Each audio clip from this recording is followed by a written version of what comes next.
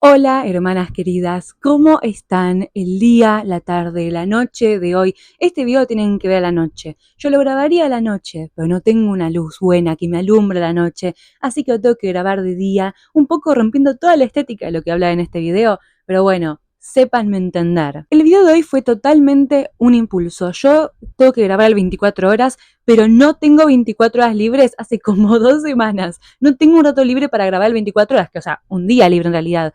Y ayer empecé a leer un libro que yo amo, porque estaba lloviendo, el mood lo ameritaba y dije, lo voy a releer. El libro en cuestión, se estarán preguntando, Vicky, ¿qué leíste? Carmila, de Sheridan Le Fanu. Y me inspiré. Leí un poco, me aterroricé de nuevo, es uno de mis clásicos favoritos y dije, ¿por qué no hablo de vampiros? Cosa que nunca hice en esta cuenta, jamás antes encontraron un video mío hablando de vampiros. En el video de Romance Gótico hablo bastante de Entrevista con el vampiro y demás, pero este video va a ser una introducción para principiantes sobre vampirismo y la literatura vampírica en general. Y para quienes no me conocen, soy Vicky, hablo de libros, de literatura, un poco de escritura, acá nunca. En mis otras redes sociales hablo mucho más de escritura y estoy mucho más atenta y al día, así que me pueden seguir ahí. ¿Qué es lo primero que se les viene a la cabeza si les digo vampiro?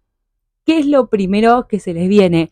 Comenten. Me imagino que a la mayoría lo primero que se les viene a la cabeza cuando pensás en vampiros es nada más ni nada menos que Drácula. Drácula es una novela epistolar de Bram Stoker publicada en 1897, donde nos narra cómo Jonathan Harker, que trabaja en una inmobiliaria, va hasta los Cárpatos para encontrarse con el conde Drácula y decirle, capó, tu propiedad en Londres ya está, tipo, firmame acá y ya te puedes ir para Londres.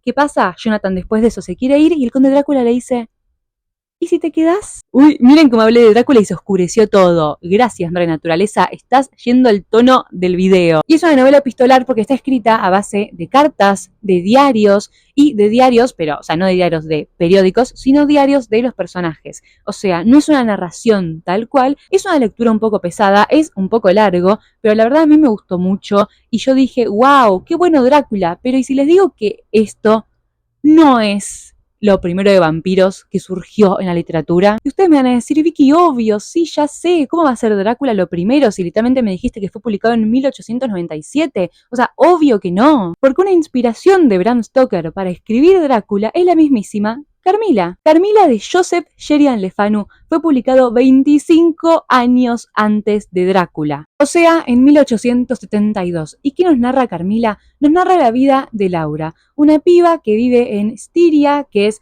una parte de Austria, bueno, de esa época, donde ella vive sola en un castillo con su padre, es una vida muy solitaria, la madre está muerta, no tiene mucha compañía, y de repente, un día hay un accidente de carruaje enfrente de su castillo, aparece una madre preocupadísima, diciendo, yo tengo que seguir mi camino, tengo que seguir, pero tengo a mi hija muy enferma, ¿puedo seguir yo y ustedes la cuidan? Y el padre de Laura es muy bueno, Laura estaba muy sola y dijeron, dale, del carruaje ¿quién sale?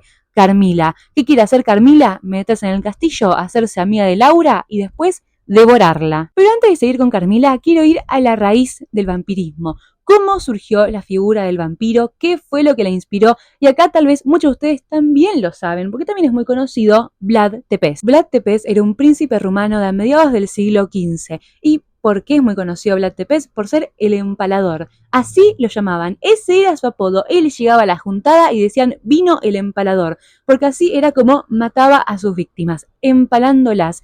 Y se dice que encima después le encantaba tomar la sangre de sus víctimas. Cenaba y en el vasito, en lugar de tener un vino, tenía la sangre de todos sus enemigos. Y se sabe que Bram Stoker para escribir Drácula se inspiró en Vlad Tepes, eso sí. ¿Pero por qué se inspiró en Vlad Tepes? En realidad se inspiró en la figura del padre. Porque el padre era Vlad Dracul. Porque el padre de Vlad Tepes estaba en la Orden del Dragón, que era una, bueno, no voy a explicarles todo este lore porque es mucho, es para el video mucho más adelante hablando de todo el vampirismo, pero estaba en la Orden del Dragón y por eso se decía Vlad Dracul.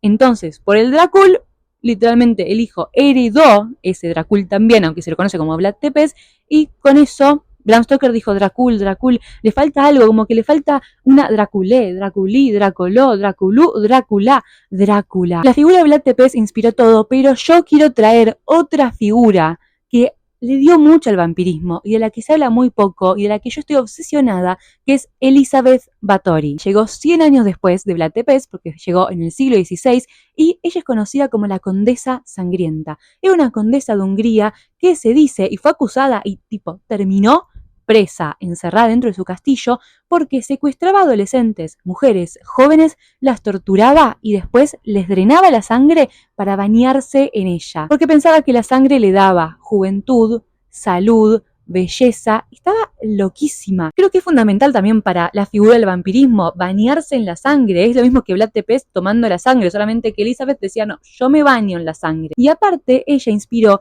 varios libros también, en particular dos. La Condesa Sangrienta de 1962 de Valentine Penrose, que esto lo tengo que leer, todavía no lo leí, donde cuenta la vida de Elizabeth Báthory. Es una biografía, pero también hay algunas cosas poéticas. No sé mucho más porque lo quiero leer, quiero empezarlo y encontrarme ahí con eso.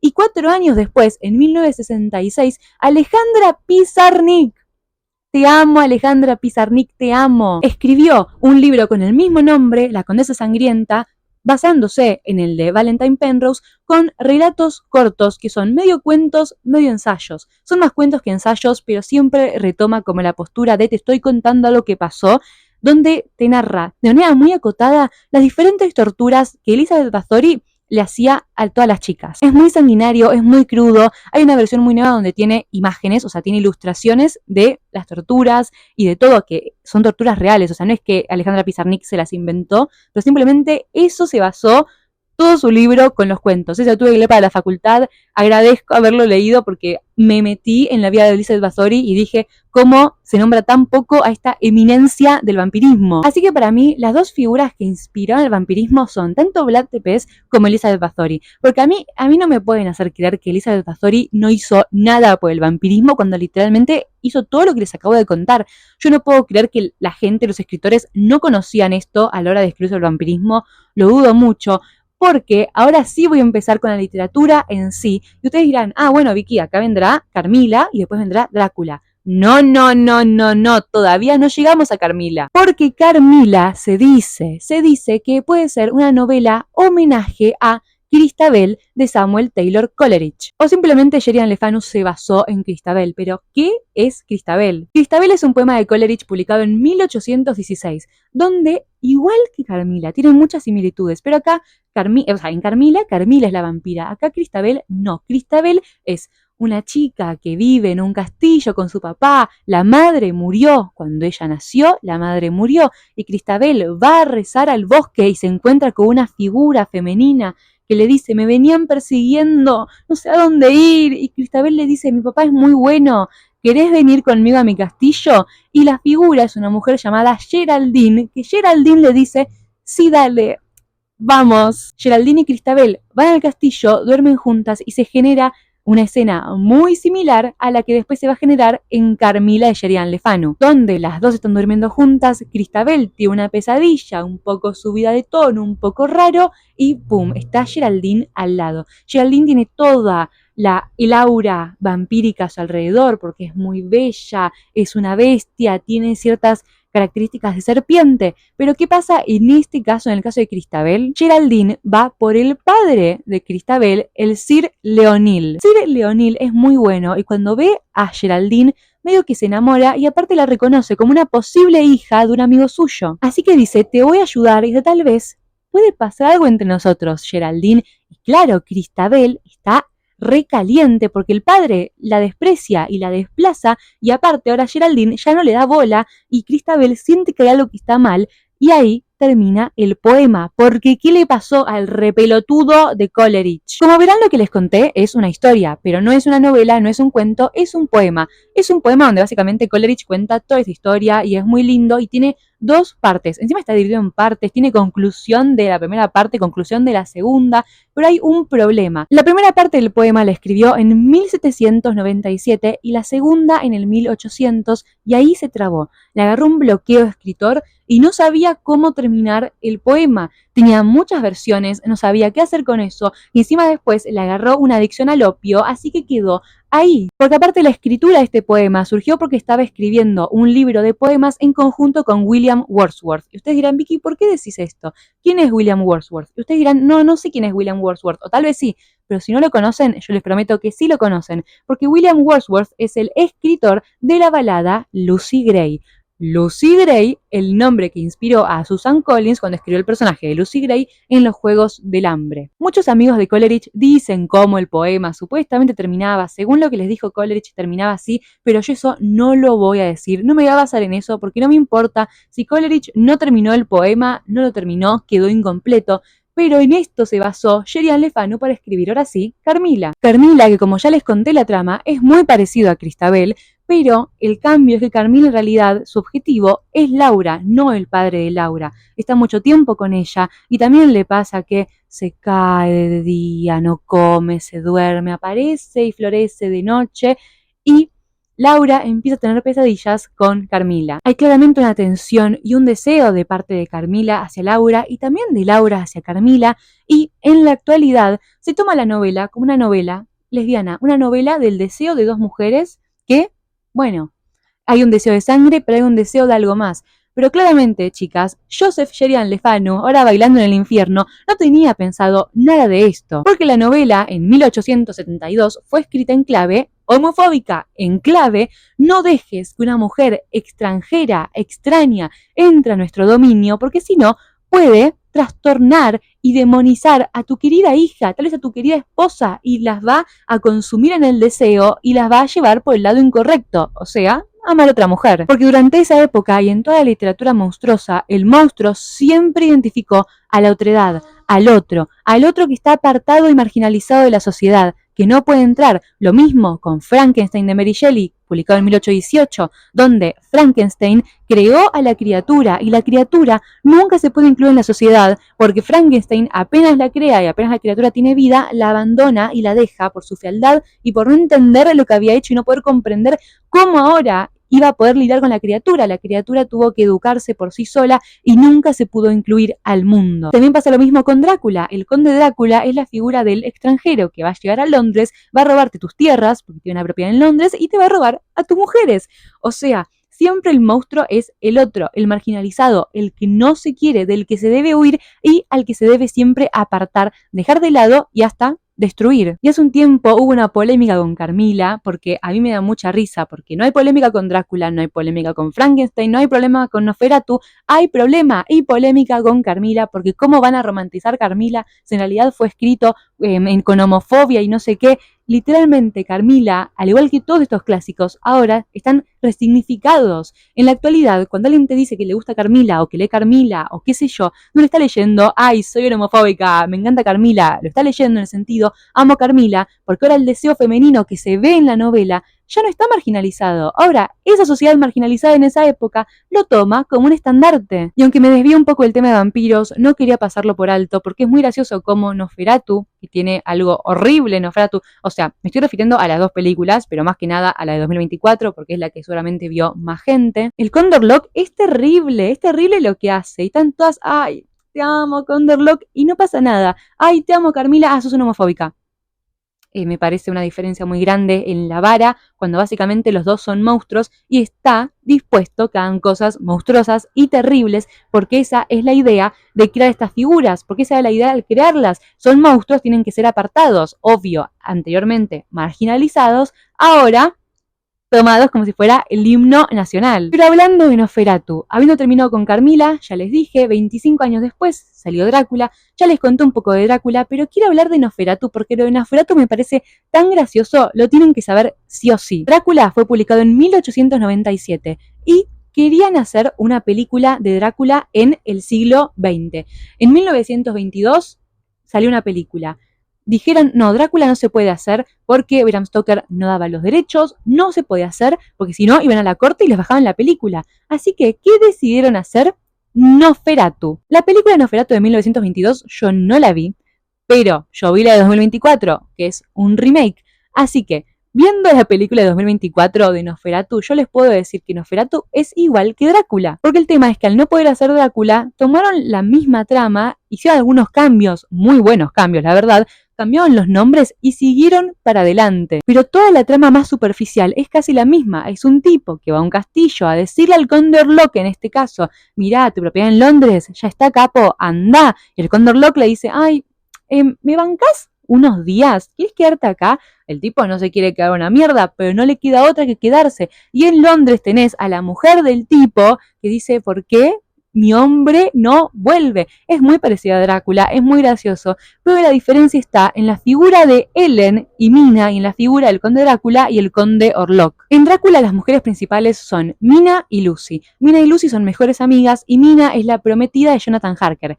quien va a los Cárpatos con el conde Drácula para decirle la propiedad. En Drácula, Lucy cae al toque bajo los encantos de Drácula y termina muerta. Y Mina es la próxima víctima, pero que nunca sucumbe a Drácula. En el caso de Nosferatu es distinto, porque también están las dos amigas, no me acuerdo los nombres, solo me acuerdo el nombre de Ellen, que es la importante, que, bueno, muere la amiga y Ellen está con el Cóndor Lock y el Cóndor Lock la quiere a ella, la necesita a ella. Trae las plagas del Egipto de vuelta por ella. Su relación es muy distinta a la de Drácula con Mina y aparte ellas son figuras femeninas muy distintas. Y los que también son muy distintos son los condes, porque el conde Drácula es un chabón, sí, a ver, tiene sus habilidades monstruosas, se convierte en niebla, en un lobo gigante, en murciélagos, pero es un señor, o sea, no, su figura humana no es monstruosa, es un hombre y listo. El Cóndor Lock, en cambio, es un monstruo horripilante, asqueroso, que te da asco, que decís que esto es un monstruo. Y de eso quiero hablar para seguir con el giro que tuvieron los vampiros en este siglo, en el siglo XXI. Como ya dije 20.000 veces en este video, los vampiros son monstruos que hacen cosas monstruosas. La moral no es la misma, porque no es la moral humana, ellos no tienen humanidad, ellos pueden hacer lo que se les cante y no va a pasar nada. En el siglo XX hubieron muchas películas de monstruos en general, un montón de Frankenstein, la novia de Frankenstein, de vampiros, tipo de vampiros hay un montón. Hay una película que es The Vampire Lovers, que es una adaptación muy loose, o sea, no es una adaptación real de Carmila, y es una trilogía, porque tipo la primera es esta de Vampire Lovers y después hay otras dos que todavía no vi, pero hubo muchas películas del género monstruo en esta época, pero hay una particularmente la que quiero hablar para poder seguir con mi trama. Mi trama es que estoy escribiendo un libro, chicas, sobre el vampirismo y tengo que seguir con esta, que es Drácula's Daughter. Drácula's Daughter se estrenó en 1932, 10 años después de Nosferatu. ¿Y cuál es el problema? Tenemos a la Drácula Daughter, o sea, la hija de Drácula, que ya no quiere ser una vampira, pero es una vampira porque el padre es un vampiro, bueno, heredó el gen vampírico, se ve, pero ella no quiere ser una vampira, ella es muy melancólica, ella quiere ser una humana, está buscando una cura para ser humana, y en el mientras tanto, ella pinta, y conoció una piba, la piba es muy linda, le dijo, ay, ¿quieres venir así te pinto? La piba tipo, bueno, dale, sí, y la tipa, la Drácula Daughter, se la morfó. Y ustedes dirán, Vicky, ¿por qué nos contás esto? Porque esta es la semilla, toda la melancolía de la Drácula Daughter, de decir, quiero ser una humana, no quiero ser un monstruo, quiero ser normal, por fin, es lo que hizo nacer en el cerebro de una señora una idea maravillosa para una saga de libros que al día de hoy es muy reconocida. La saga de libros en cuestión es Entrevista con el vampiro de Anne Rice. En 1976, Anne Rice publica el primer libro de Entrevista con el vampiro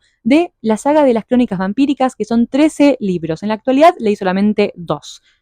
Son muy largos, la escritura de Anne Rice no es muy buena que digamos, pero ¿qué es lo que pasa con las crónicas vampiras? Puedo hacerles todo un video hablando de Anne Rice y de toda la vida de ella porque la averigüé para la facultad porque tuve que escribir unos cuentos biográficos en base a ella y me fascinó. Estoy obsesionada un poco con la vida de la tipa porque no puede ser todo lo que le pasó. She is crazy. She was crazy porque está muerta. Pero a ella cuando le preguntan por entrevista con el vampiro siempre dice, no, yo no investigué nada de vampiros.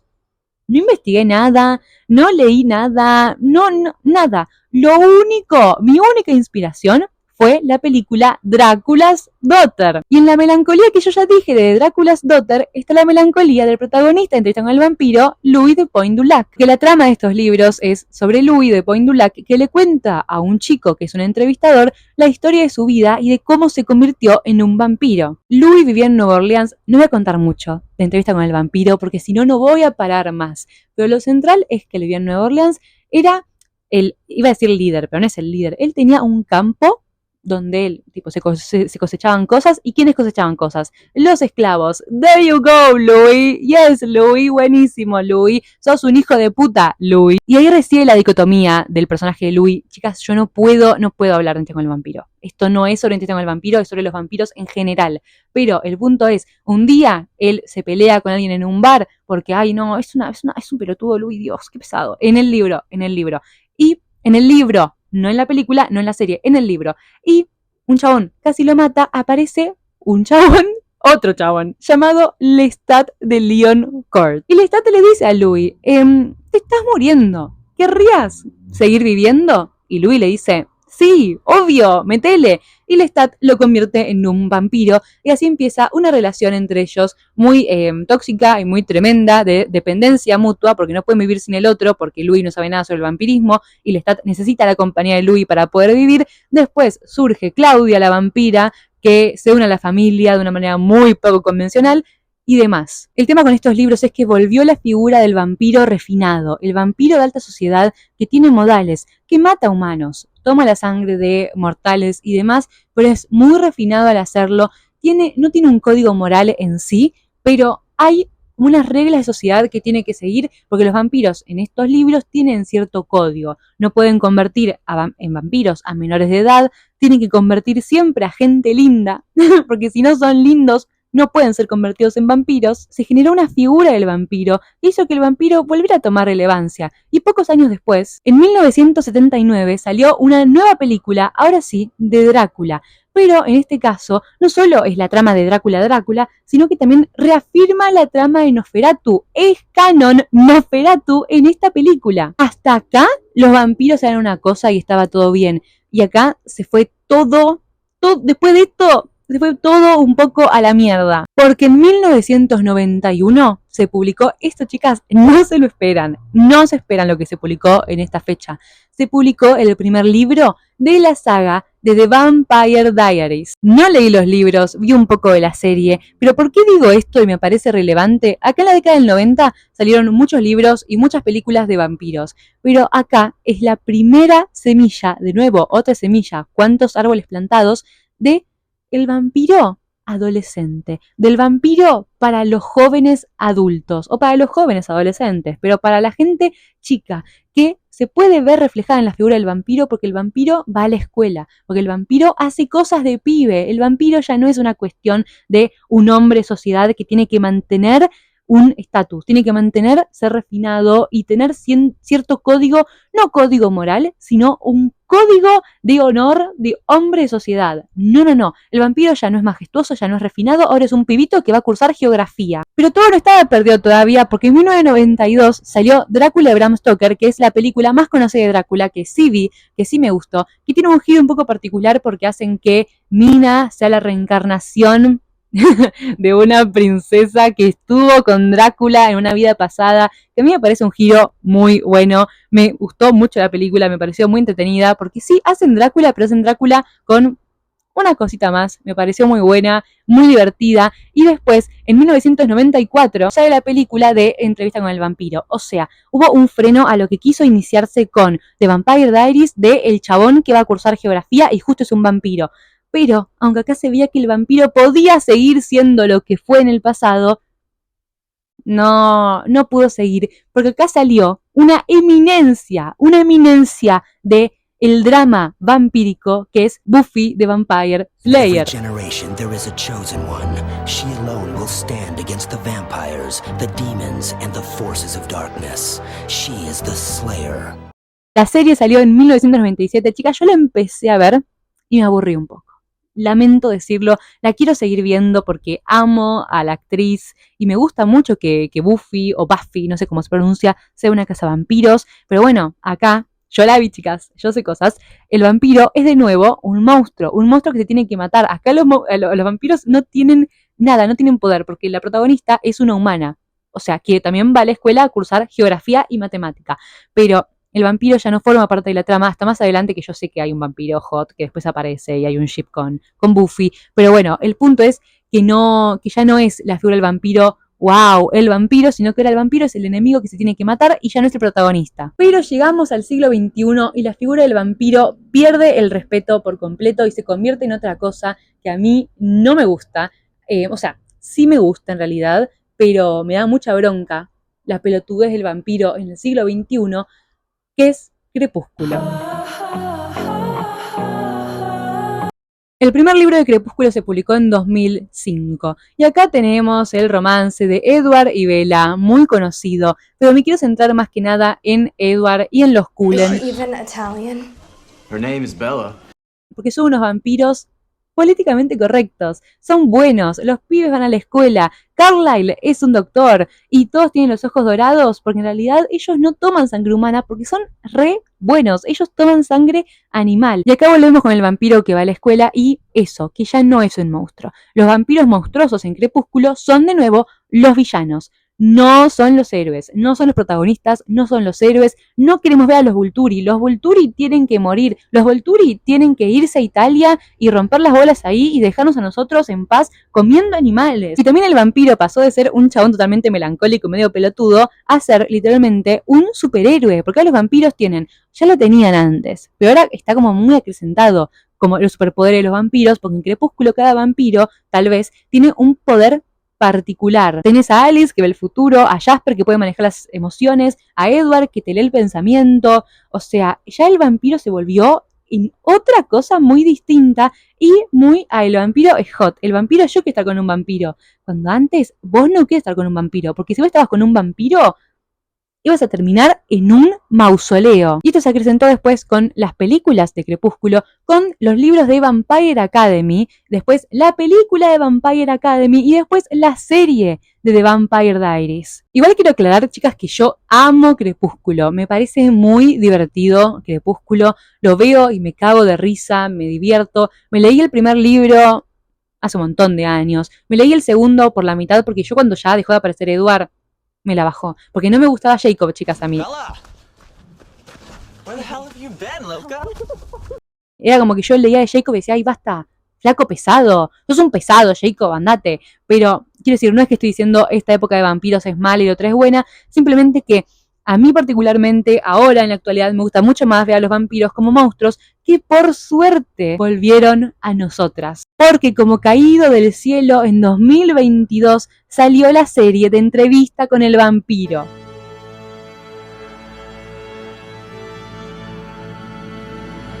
Este fue mi primer acercamiento al mundo de Entrevista con el vampiro y volvió de nuevo la imagen del vampiro como protagonista y como monstruo. Ya conté la trama, es muy distinta a la trama del libro, la película y la serie de Entrevista con el vampiro, porque cada adaptación es muy distinta, pero acá particularmente es una cosa mágica. Louis, en este caso, es interpretado por un actor negro, por Jacob Anderson, que lo amo, y por eso él no puede ser el jefe de una plantación donde hay negros trabajando, negros esclavos, o sea, podría haber sido, pero no. Pero en este caso, la maldad humana de Louis reside en que tiene un burdel. O sea, te quieren mostrar que Louis no es un mal humano porque es malo de carácter o lo que sea, sino que es un hijo de puta, porque no tiene valores, porque el con tal de tener plata tiene un burdel donde prostituye a minas. O sea, es una víctima, porque después Lestat lo convierte en un vampiro y puede manipularlo un poco, pero no es una víctima total, porque él ya siempre fue un poco muy malo. La serie está mucho más trabajado el romance entre ellos dos, y el romance siendo lo que es, un romance muy tóxico de posesividad, pertenencia, de no querer soltarse, y cuando aparece la figura de Claudia, todo entra mucho más en conflicto en la serie, porque Claudia empieza a darse cuenta que no le gusta nada esto, quiere explorar el mundo ella sola, después no puede explorar el mundo y le sale mal, después vuelve y se encuentra con que su casa, sus papitos ya están un poco divorciados, un poco peleados, no se llevan bien, el Lestat tira a Louis del cielo, tipo ascienden y lo tira, o sea, es todo terrible. Volvieron los vampiros como figuras monstruosas, terribles, villanescas, pero protagonistas y con historias para contar igual, que son muy entretenidas porque justamente no hay línea que ellos no vayan a cruzar. Después salió Nosferatu en 2024, donde también volvió el vampiro asqueroso y demás, y estamos en una época donde coexisten los dos tipos de vampiros. Acá les voy a dejar en pantalla muchos libros de vampiros que yo leo ahora, la mayoría son retellings de Carmila, que a mí me gustan mucho y demás, donde sí, la vampira de nuevo es un monstruo, es una hija de puta y demás, pero también hay muchos otros libros de vampiros donde también van a la secundaria y están muy lindos. Yo eso no los leo, así que no se los puedo recomendar, pero estamos en un momento donde coexisten esas dos figuras del vampirismo y hay mucha pelea. Porque la gente que no le gustan la figura del vampiro como villano y como monstruo se queja y dice, no, pero a ustedes les gusta lo tóxico. Y no, no es que nos gusta lo tóxico, no es que lo avalamos en la vida real, porque estamos viendo una pieza de ficción donde quiero ver cómo un vampiro se come a un humano, porque eso es lo que solían hacer los vampiros en el pasado. ¿Me dejas? ¿Me dejas ver cómo una vampira muerde el cuello a otra tipa y después se la chapa? ¿Me dejas? ¿Me lo permitís? Pero habiendo hecho este análisis, esta línea de tiempo, bastante cortita, pero igual, tipo, fuimos por un montón de siglos, pero fue muy rápido, la verdad, me parece a mí todo el análisis. Ahora saben que sí, los vampiros surgieron con Drácula y lo que sea. No, chicas, ahora saben que todo surgió por, bueno, Vlad Tepes. A ver, sacando a Vlad Tepes y a Elizabeth Bathory, porque ellos, aunque son figuras que inspiraron el vampirismo, no son figuras literarias. La primera mención de la figura del vampiro en la ficción inglesa, o sea, la ficción de Inglaterra, es Christabel de Coleridge. Así que esa fue la semilla del vampirismo que después inspiró a Carmilla, que después Carmilla inspiró a Drácula, que después inspiró a Nosferatu, que después Drácula inspiró Drácula's Daughter, que después inspiró Entrevista con el vampiro y que después inspiró a todo lo demás. Igual eso es mentira porque los libros de vampiros en la actualidad vos le preguntás en qué se inspiraron y no te dicen nunca Entrevista con el vampiro. O sea, algunos sí, más en la actualidad, ahora sí. De hecho, el libro de Victoria Schwab, que es Burial Bones in the Midnight Soil, a mí no me gustó este libro. No me gustó este libro para nada. Bueno, el video de Romance Gótico lo dice, pero este sí se inspiró en Entrevista con el vampiro. Yo no le vi la inspiración, me parece que no lo logró, pero me refiero más a Crepúsculo y toda esa camada de libros. Vos le preguntás una inspiración y no la hay. Tipo, dicen básicamente los vampiros, pero no hay una inspiración de literatura. De hecho, busqué si Stephanie Meyer en algún momento dijo que se inspiró en algún libro y no, yo no encontré que haya dicho nada. Tal vez me lo pasé de largo, puede ser, pero bueno, ahora saben que todo surgió por Christabel. ¿Y quién era Christabel? Una piba que fue seducida por Geraldine, una vampira lesbiana que después inspiró a otra vampira lesbiana llamada Carmilla. Un aplauso.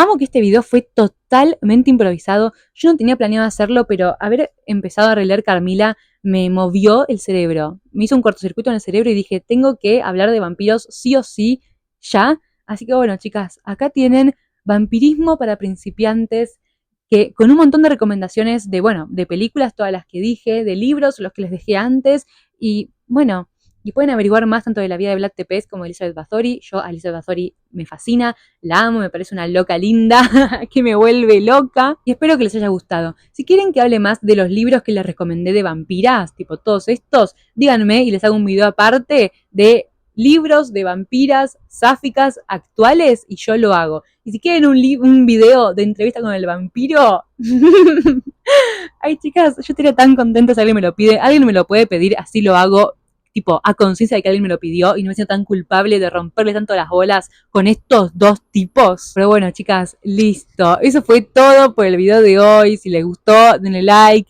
comenten cuál fue su etapa vampírica favorita, suscríbanse y síganme en todas las redes sociales donde estoy mucho más atenta y siempre alguna recomendación de algo vampírico por ahí porque no paro de leer libros de vampiras lesbianas todo el tiempo. Así que bueno, chicas, queden ustedes tenerlas o no, vayan a seguir.